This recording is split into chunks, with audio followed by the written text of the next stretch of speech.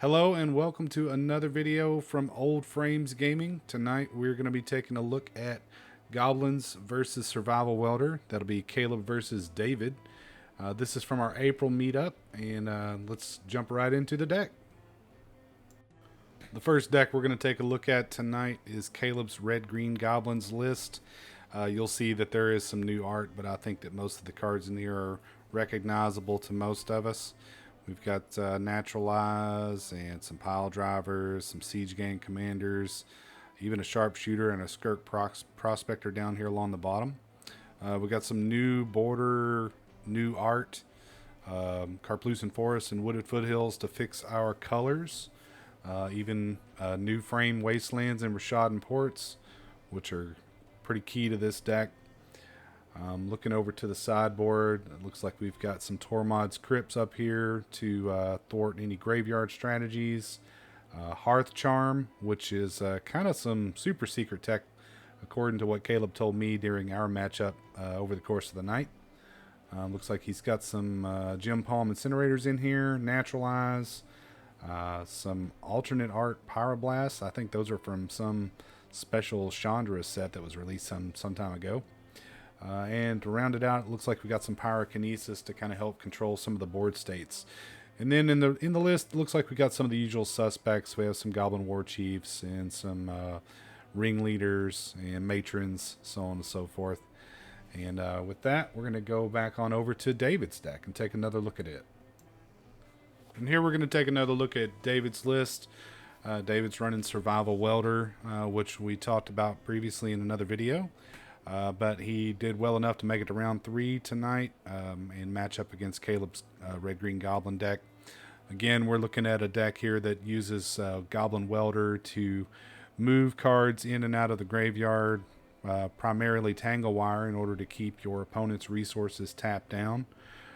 You can see here from the list he's got a few utility things such as Masticore and Bottle Gnomes, the Tangle Wires, Sabo's Web for some of those Mistress Factories and Wasteland decks, and those will probably be pretty good against Kaleb.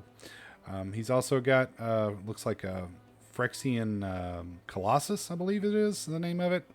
The one you have to pay a bunch of life for to untap it, but with Goblin Welder, that's generally not going to be a problem too much of the time.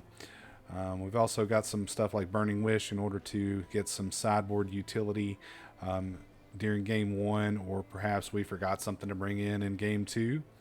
We've got Triskelion to kind of round out the creature suite, and Genesis to get some things back in a pinch, and then some things like Anger and Squee Goblin Nabob that we can rotate in and out with our Survival of the Fittest in order to either gain haste with the Anger being in the graveyard, or just a constant pitch card with Squee.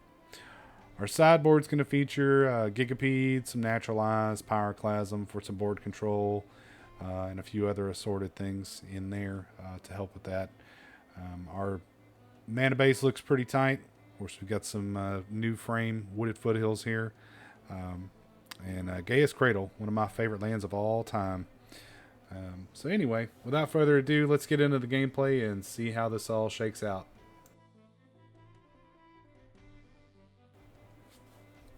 We're joining in with David and Kaleb here, and again, I'd like to apologize for some of the shakiness of the camera. We are still working out some of the smaller details for how this is going to work, and I'm a complete novice, but we're learning as we go.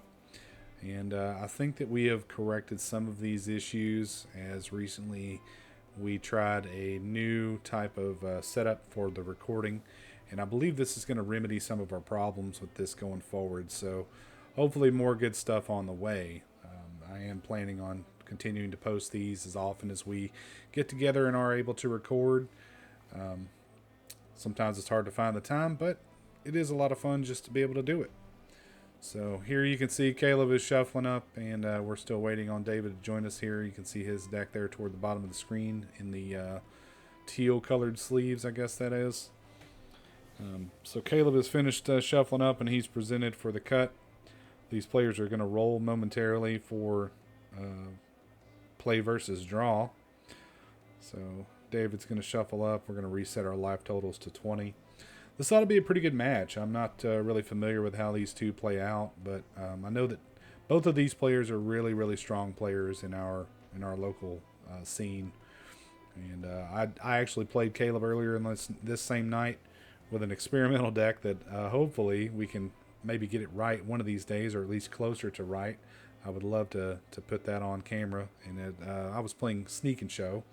For any of our listeners or viewers who are familiar with Legacy, I'm sure you're familiar with having seen Sneak and Show played in that particular format. It's not nearly as strong in Premodern, but it is still a lot of fun to try and piece together that puzzle. So David's going to roll here. It looks like he rolled a 5, and then Kaleb's going to follow that up with more than 5. So Kaleb is going to be on the playing game 1. Our players are going to draw our first 7 cards. And we're going to see if either of these guys wants to take a mulligan on this, or if we're going to go ahead and move forward and start right off the bat. So both of our players taking a look at their opening hands. David deciding he's going to throw that back because it's not going to work. Kaleb, on the other hand, appears to be pretty happy with the 7 that he's drawn for this game to lead off. So here we see David's going to go and shuffle up and present cut to his opponent. Hopefully we'll be happier with the next 6 and then putting one back. Or the next 7 and then putting one back.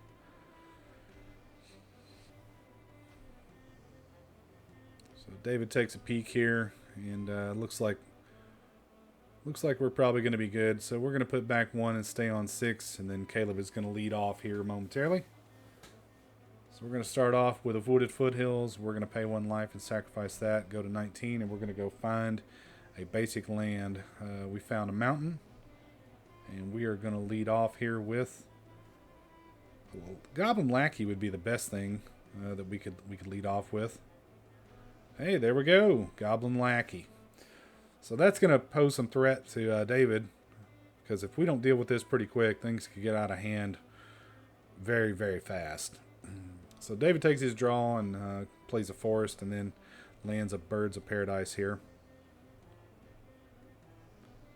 And a Shield Sphere, which is a 0 costing artifact, and it's a wall that gets counters whenever it blocks. I forget exactly what the counters are, but I guess it's really not going to matter too much because Kaleb's already naturalized this thing. And we're going to come into the red zone with a Lackey for 1 damage. David's here thinking about whether or not we want to give up that Bird of Paradise and stop this Lackey, but ultimately we decide it's going to hit.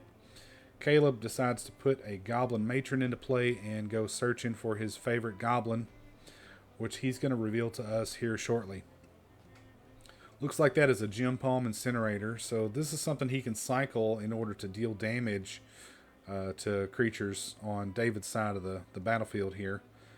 Likely going to use that to get rid of that Bird of Paradise in order to stop any red mana production out of this deck as much as he possibly can anyway.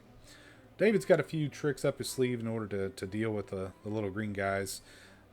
Notably, Pyroclasm out of the sideboard, and we are playing Burning Wish in the main deck, so he does have a way to go and get that. So kicking the turn back over to David, we're gonna pay 2, and we are in fact going to play a Burning Wish and go searching for likely a Pyroclasm out of the sideboard. And it is confirmed that is an Ice Age Pyroclasm. So we're going to add that to our hand and pass the turn back over to Kaleb, who's going to untap and take a draw. So we're going to play another mountain here. We're going to add 2 mana. And we're going to cycle Gem Palm Incinerator, and we're going to destroy that Bird of Paradise, or at least deal enough damage to it that it dies, and draw a card in the process. Then we're going to come into the red zone for 2. And the Goblin Lackey is going to allow Kaleb to play another Goblin Matron. So we're going to go get our second favorite Goblin now. And what is that going to be? Looks like that is going to be a Goblin War Chief. So that's going to reduce the casting cost on our Goblins going forward by 1 colorless mana. And it's also going to give all of our Goblins haste, which is going to be pretty great. It's not. It's going to It's going to make it to where those sorcery speed answers from David's side of the field are not going to be as bad. We can at least get in one shot before they potentially get dealt with. So we're going to pass the turn back over to David, who's going to draw. Looks like he drew, I believe that's either Wooded Foothills or Carplucent Forest. The artwork on the new ones is so close that at a distance it's difficult for me to tell. But we'll find out here in just a minute what that is, in fact. David's going to play that land, and he's going to pass back over to Kaleb, who's going to untap and take a draw. Looks like we're going to play our own Wooded Foothills and take 1 point of damage, or pay 1 life and go searching for another mountain.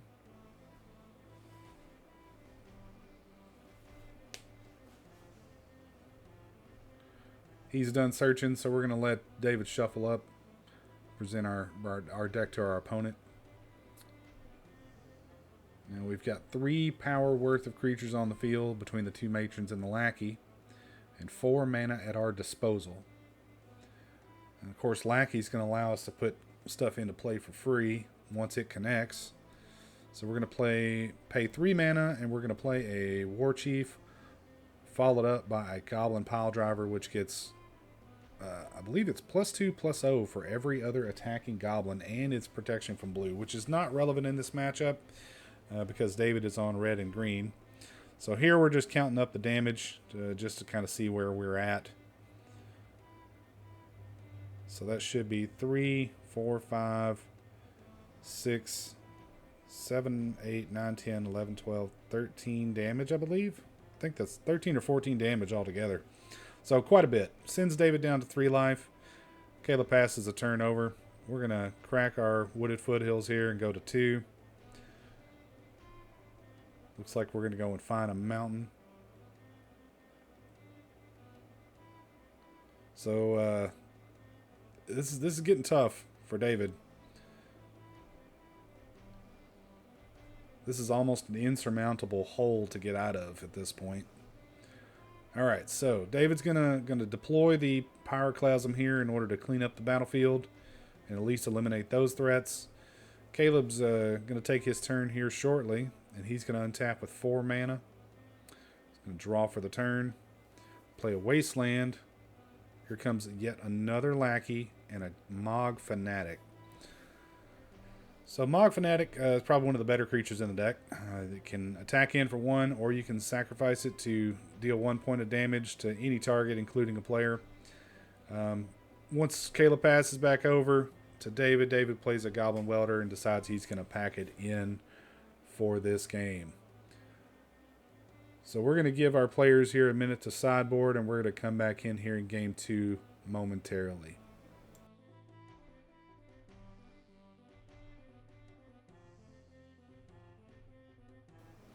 So we're going to catch up with David and Kaleb here going into game 2.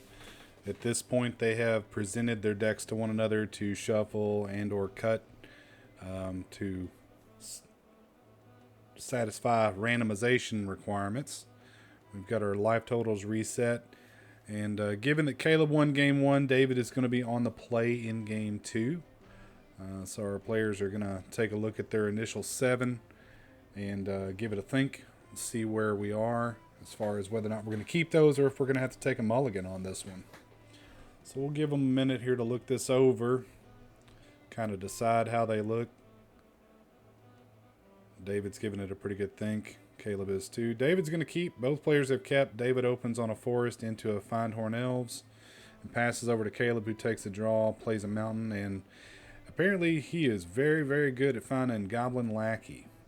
So we're going to kick it on back over to David, who is going to take his draw for the turn and play land. That is a Wooded Foothills. We're going to pay 1 life and sacrifice that to go find either a forest or a mountain. We have found a mountain. So we've got a total of 3 mana available to us this turn. David's going to allow Kaleb to go ahead and cut his deck there. And we're going to tap a forest for a green and play Birds of Paradise. So we're getting some ramp on, and we're going to play a red, or pay a red for a Goblin Welder, it looks like, and pass it on back over. Kaleb takes his draw for the turn, untaps his mountain, plays, I believe that is a wooded foothills. He's looking it over here to see what kind of options are available to him. We're going to go ahead and pay 1 life and sacrifice our wooded foothills to go find a basic land.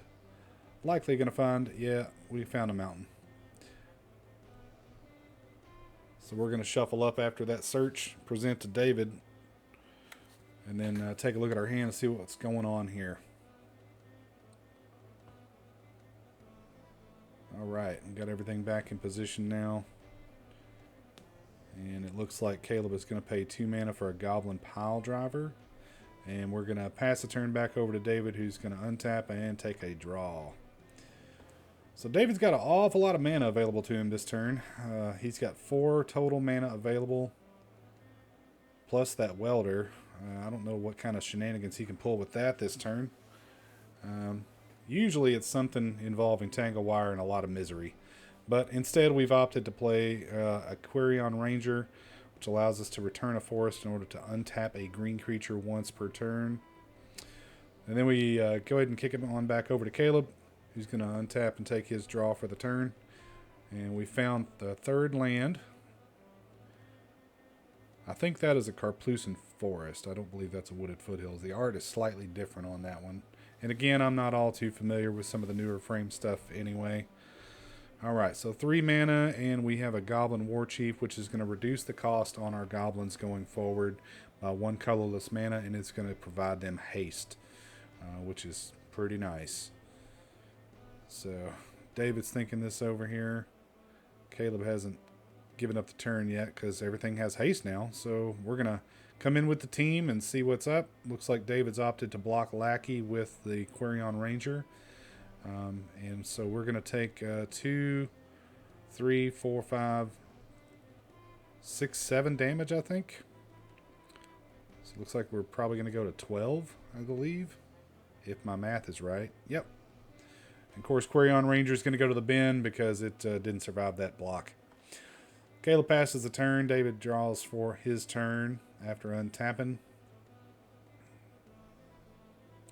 Got loads of mana available to us. So here's 4 and Masticore. Okay, so Masticore is a 4/4 artifact creature for 4 colorless mana. You can pay 2 to deal 1 damage to any creature, or 2 to regenerate itself. So notably, he kept up Findhorn Elves and a forest in order to be able to regenerate this thing, because Kaleb is packing Naturalize, which can destroy this thing. So we played a Wooded Foothills for the turn, which we sacrificed, paid a life for, and gone and gotten a mountain. We're going to pass our deck over for randomization again to David. Alright, looks like we're all set now to move forward. This is going to put him in a pretty rough position. Can't really afford to tap out in order to start shooting down goblins, but of course there's 2 toughness on both of those on Kaleb's side right now. But we can't afford to do that, because knowing Kaleb has Naturalize available, it's going to make it almost impossible to keep that Masticore on the board if he does so. It looks like he might even have one in hand there, just giving it a peek. So Kaleb's thinking it over here. He's got a few cards available to him. No real good attacks, though, because, again, we can regenerate Masticore, and it's just not looking great right this second. Kaleb's laid his hand down on the table there. He's thinking about it.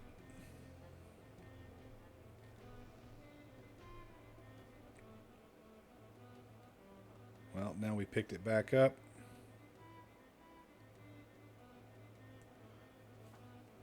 Alright, so now some game action. So we're going to attempt to naturalize this Masticore. So let's see what the response from David's going to be on that. Likely he's just going to regenerate it. Kaleb doesn't have any other way to get rid of it this turn that I'm aware of. But the regenerating will tap it, which does leave David somewhat vulnerable to some attacks. So let's add 1 mana for a Goblin Matron. We're going to go find our favorite goblin, and we're going to reveal it. Looks like it's going to be another pile driver. So those things are pretty good with that bonus on the attack stacking on either one of them. And let's not forget they have haste because of that war chief. So things could get pretty dicey here relatively quick. We've yet to attack, so here's an attack with everybody. So each one of those pile drivers is going to get +6/+0, I think. So that's an attack for 12, 13, 14, 15. We blocked one. So now David's going to be down to 2 life. Ooh, that is rough. You can see just how quickly things can get out of hand against these goblin decks. Although this is a pretty stock list, it's a hard matchup.